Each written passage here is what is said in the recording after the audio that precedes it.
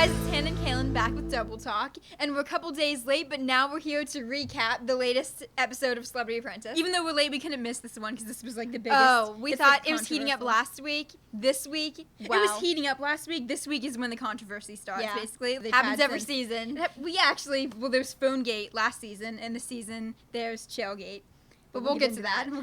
The first challenge, it went pretty smoothly compared to the second one. There was this company called, it's Larissa's Kitchen. Yeah. And they make like healthy snacks. They basically said use the space and make a presentation to advertise the product. Yeah. I thought this was a little strange, but I guess you know what else are you gonna do? But they made it about fitness. Yeah, it was both teams made it about fitness, and it was Brooke, right? It was Brooke was the one team, was the project manager of the one team. And then Lisa Leslie. And then Lisa Leslie was the other one. And they're both like Lisa Leslie's a basketball player and Brooke's she's a TV host, but fitness is like her thing. But yeah. So they're both into like fitness and like healthy eating and things like that. So I guess you would have expected it. So I guess that's why they both became their project managers. Yeah. Fitness, I guess, is more like visual, like for healthy. You know what I mean? When you picture like healthy eating, it's like fitness. They always say diet and exercise. Yeah. And it's not like you can make a recipe or anything because these were just like protein snacks. So I mean, I think it was a good idea on both their parts. I mean, there was a reason why they both thought of the same concept, and so Brooke's. Their presentation was pretty clean. It was like picture like a yoga class, an exercise class, which like you have the trainer and then you have all the people following the lead of the person giving the instruction. It was basically just like that. So that was, I mean, you're just watching, you're like, oh, this is going well. And then Lisa she looks like she knows what she's doing because she's kind of an expert. Yeah. You know? And then Lisa was like, I'm going to do the same thing, only I'm going to do it better. Which was crazy because she was like, oh, I bet Brooke's going to do an exercise. Yeah. And she was right. And she was right, but she was like, I'm going to do better. I'm going to do it better. And the only thing that I thought was weird is that I kind of thought that Brooke's team was in danger. She actually said they had I guess somebody representing the company, so the client was Larissa's Kitchen, so I guess it was somebody from Larissa's Kitchen. They had them come and survey what was going on as they were setting up, and Brooke actually said to this guy, she was like, oh, we're just gonna play it safe, we're just trying to be safe. And it's like, the governor always says, don't play it safe. Yeah. So you think, I mean, I guess normally you'd be like, oh, that could be cause for it. I guess it depends on what the other team does. So then the other team, it was Lisa Leslie was in charge, and like we said, she did better. She said she was gonna do better, and her concept was kind of they said in the boardroom, which I'm just jumping ahead a little bit, but they said in the boardroom that it was more like a party. It was more because Vince had like girls dancing in bikinis like on top of a building, and they had Chael giving like MMA fighting demonstrations. Something like that. They even said like in the board. Well, I guess we can just say their team lost, right? Right. Yeah. And it basically the governor said to Vince. The governor said to Vince, well, how often do you see girls in bikinis dancing on the top of a building in a fitness at a gym? Yeah. So it's like usually taking risks is a good idea, which is what I mean. Obviously, that's what Vince was trying to do: take a risk with that, and make it fun, draw attention to it. But like whenever you take a risk, it's either going to backfire or go well and help you out. And it just the governor just. He said it was off-brand, basically. I think that it comes down to that. Like, I think a risk, there's a certain point where it could be really good. Because I feel like, I don't know why I'm thinking Planet Fitness. I feel like they would be into that. Like, something very, like, maybe. Like current, maybe. I'm just thinking maybe something, like, along those lines would be more into it. Because I think it could have paid off big time. Yeah. But I guess you have to really know about the brand that you're doing the task for, else you could it could just be horrible in their eyes. But I felt, because I really liked Vince on the show, and in the boardroom, it seemed like it was between Chael, because Lisa Leslie, project manager, brought back Chael and Vince, and it seemed like it was going to be either Chael or Lisa to go home, because Lisa's the project manager, and Chael, you can start to tell, like, you have three people, and it's like, okay, these three people are in danger, and then he starts questioning, and then he kind of gets the two to turn on each other, and then the music picks up, and you know it's coming. Yeah, and so he really, I mean, he was just sitting back, I was sitting like, oh, he's safe, it's gonna be Vince. Yeah, Vince seemed safe, and Chael, basically they're going after Lisa Leslie because they lost and she was the project manager,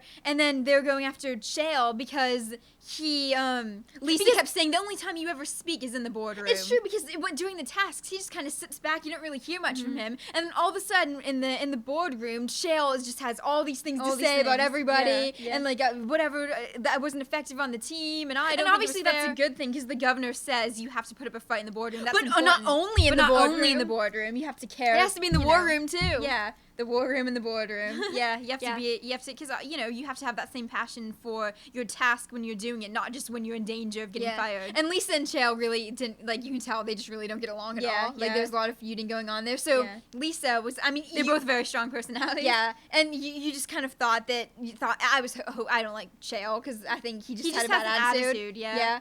I don't have I never watched this show, and people, like, I think the strong personalities, it's fine, they're just doing what they need to do. But when you're just being rude and just it's not charity, a team player.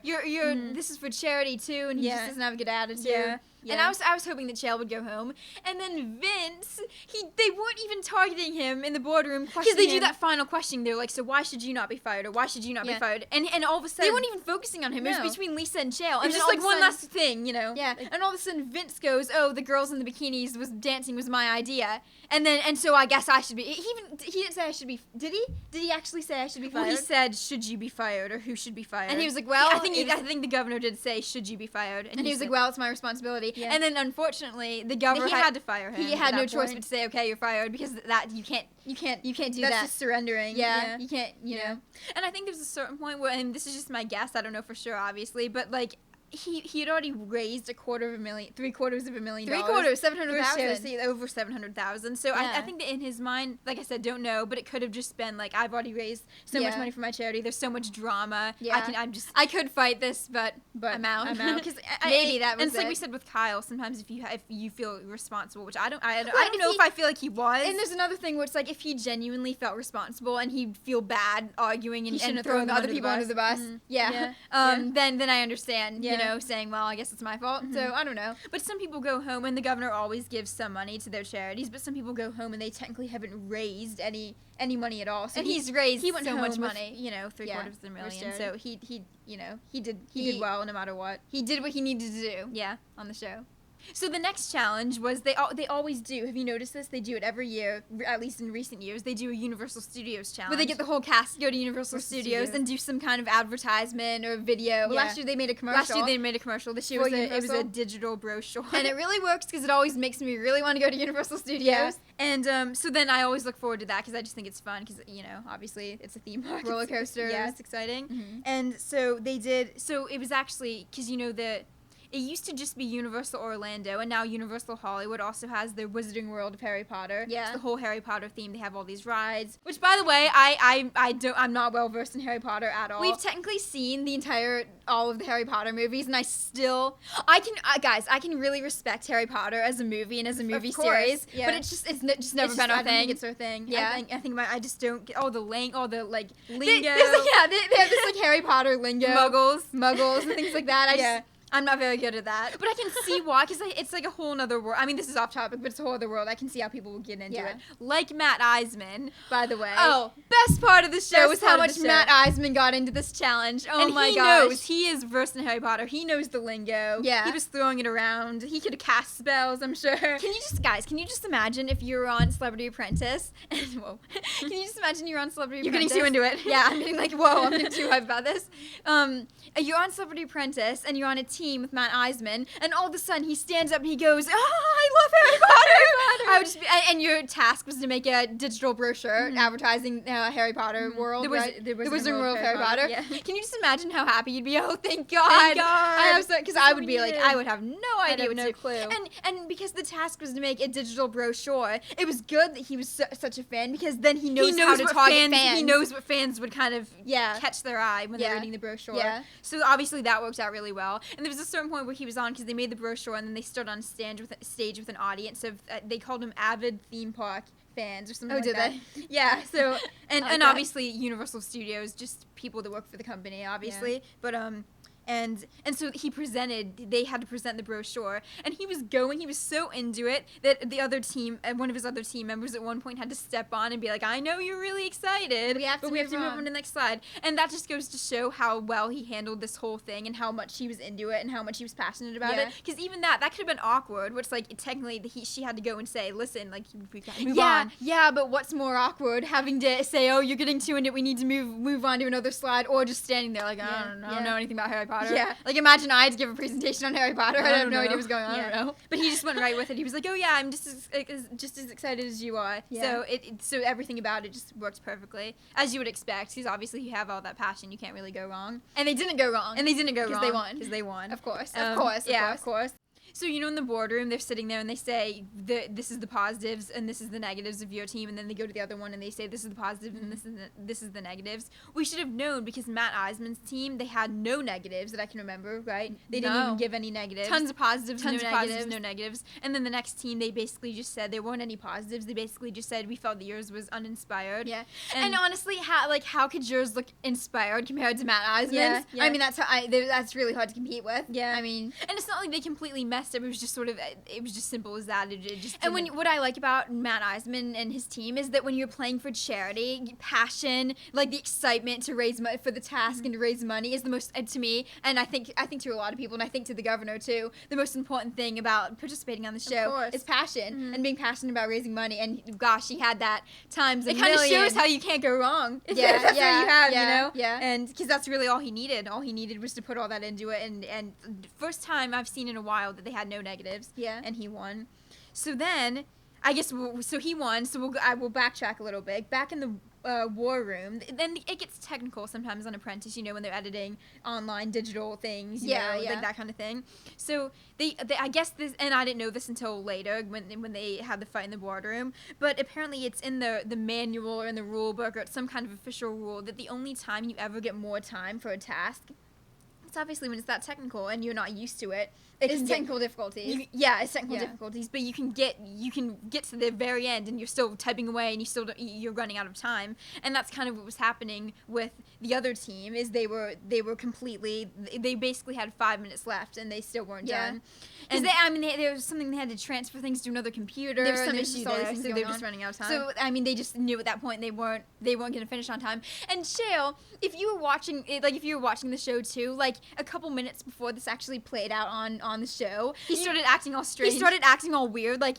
He was looking around and like he like climbed down on the floor and he had like a pair of scissors. And he was just kind of like looking around acting all weird and like I can't remember if people questioned him or not, but they should have. I don't think they did. I think they might have just been so into editing. Yeah, and they're stuff. just. I mean, they're but stressed. he actually cut the cord on the computer and I was reading this. I can't remember what this was on. It was Yahoo TV. Oh, I was reading this thing about this, and it was a recap. Was like, he almost blew himself up on national television at the expense of winning a Celebrity Apprentice challenge. For the sake of winning a challenge. For the sake or trying to. Yeah. But yeah, he that technical difficulties, he thought that cutting the cord he was being some kind of like, he described himself in the boardroom. I'm sitting there like, what is his deal? Like, what is going through his mind? Because you're thinking. This isn't you're sabotaging your own team. It's not First of all, never do that. Team. First of all, how could he ever do that? Well, sabotage the other team. So that's already weird. Well, you know how I feel about him. I wouldn't put that past me either.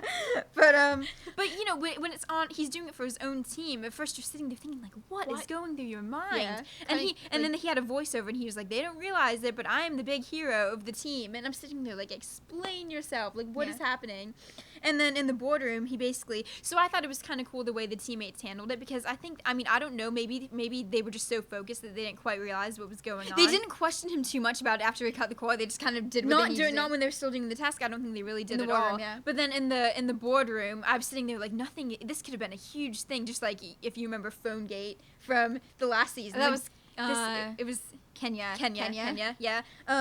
It could have been this huge thing, and it could have been like this huge drama. And I was sitting there like, when is this gonna when are they gonna react to this? Yeah, when is this gonna become a thing? Because you knew it had to. They played it off well. Yeah, they did play it off well, which they had to because they had to pull it together and make sure they finished the task. But then in the boardroom, I forget who it was. I think it was Portia, I want to say, but she just said, she was like, because the governor was getting ready to start questioning, and she basically said, I wish I knew who it was. I think it was Portia, but might not have been. But she basically said, before you start questioning, we have to bring up something that happened in the boardroom. Yeah. And she said that Chael.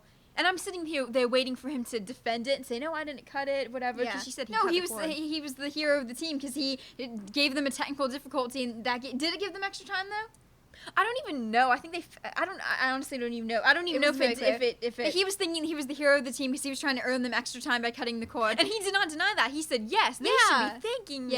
And then the governor was like, but that's cheating. You're fired. Yeah, yeah. And then he was like, well, I fired you now for cheating, and now I have to do the regular firing thing for like, I need to eliminate somebody normally. So it was a triple elimination when it should have been a double. And then Portia was the next to go because it was her uninspired concept. But yeah, it's Chaelgate though. It's Chaelgate, yeah, really. It's just crazy how unbelievable. Yeah, it really is. I don't know. It's crazy how you could tell he genuinely thought that this is what the team needed, and you're sitting there thinking because I guess he thought that it depends on who. Maybe Trump would have been. You don't really know. No way. He wouldn't have been. No. Yeah. Because I think some would argue like, oh, like this is war. Like we're not here to play nice, but no, there's. But it's just not. Okay. That's not. The thing is, that's not a real technical difficulty. That's not. You did it to yourself. Yeah. Yeah. So no. And to cut the cord, there's nothing. You couldn't defend that. It was just immediate. Like I would have done the same thing. Just immediately, just like. So thank God Chael is gone. Yeah. I'm glad. Yeah. It's about time. Yeah. And I'm starting to. Now when I think about who could possibly be a front runner, I just automatically think of Matt Iseman. Yeah. So I don't know. I think it's finally starting to get to the point where the next challenge, I think we'll really be able to see. Yeah, I can see Matt. I mean, he's just coming off a big win, but I can see, Yeah. He knows what he's doing. Yeah. So we're going back to school, guys. Yeah. And so unfortunately, we won't be able to continue doing recap. It's hard to do a recap like this from a dorm room. Yeah. But definitely, if you're into the show and you're watching it, definitely tweet us at Twins2Laugh. Yeah. Oh, because we'll tweet during the show because I like going on Twitter and seeing if especially something like that. I love seeing what other people are saying about this. So definitely tweet us and we can still keep discuss the show this. on there.